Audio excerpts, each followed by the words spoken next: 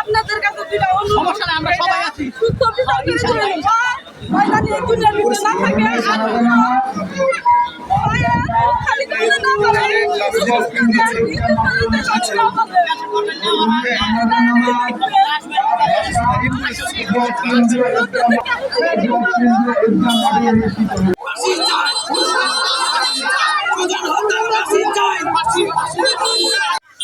মাত্র 2-3 বছর যাবৎ একটি বিয়ে করছে, তারপরে একটি শিশু বাচ্চা রয়েছে মাত্র 4 মাস বয়স। আমরা সকলেই জানি এই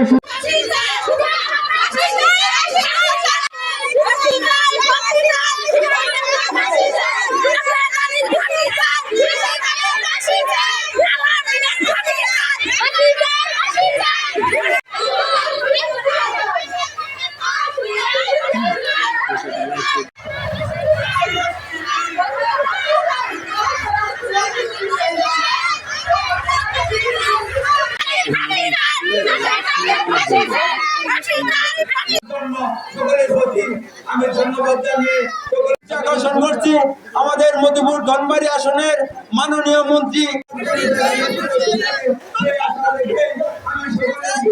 তারা নৃশংসভাবে হত্যা করেছে, সেই হত্যার বিচার চাইতেছি আপনাদের কাছে।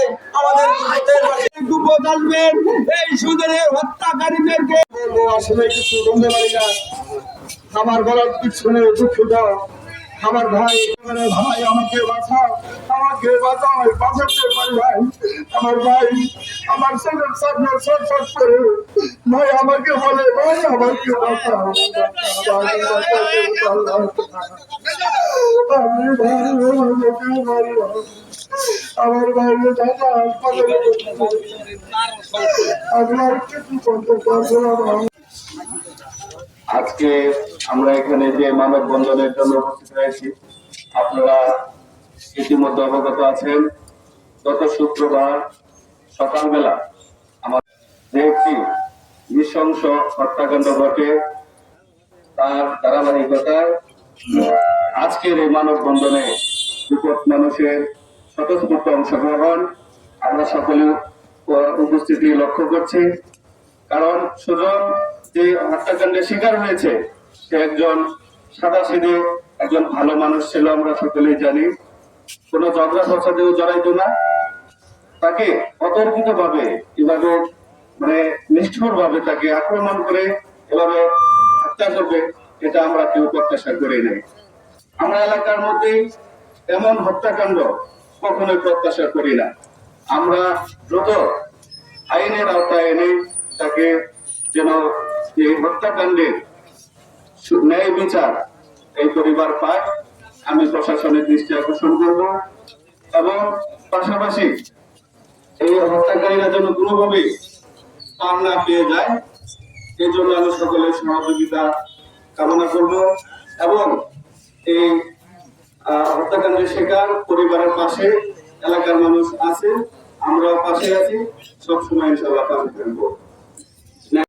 সকল উপস্থিতিকে ধন্যবাদ জানিয়ে এবং সকল সাংবাদিক ভাইদেরকে ধন্যবাদ জানিয়ে আমি আমার এবং তার পাশে আরো 8-10 জন তার ভাই বেরাদার, তার মা বোনদেরকে যেভাবে এই হত্যার উদ্দেশ্যে তাদের মাথায় আঘাত রয়েছে, ঠ্যাং ভাঙা হয়েছে, ডেনা ভাঙা হয়েছে, আরো অনেকেই ঢাকা হাসপাতালে রয়েছে। ভাইরামা, আমরা দুঃখ কষ্ট করে এই কুপদ এলাকাবাসী যারা আছি, আমরা চাই না কোনো জায়গায় হানাহানি মারামারি হোক, কিন্তু আপনাদেরকে একটি কথা বলতে চাই, আমরা গুমুতের মানুষ একই ছায়াতলে থাকি, সেই হিসাবে আপনাদের সাথে চলাফেরা আমাদের। আমরা কারো দুশ্মন না, কারো শত্রু না। কি কারণে আমাদের এই আমার নাতিকে এইভাবে নৃশংস ভাবে তার মাথায় আঘাত করে মাথার গিলুটা ছিঁড়ে ফেলাইছে, মাথায় আঘাত করে তার মাথার মস্তক ছড়াই দিছে। ভাইয়ের আমার, আপনারা জানেন, আপনাদেরকে অনুরোধ করছি, আমরা চাই তার নির্দিষ্ট বিচার হোক, সেটাই হোক, তাদেরকে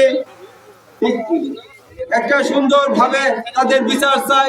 সেই ফাঁসি কার্যকর করা না হবে সে পর্যন্ত আমরা সবাই সক্রিয় থাকবো এবং সুজনের পরিবারের পাশে আমরা থাকবো ইনশাআল্লাহ।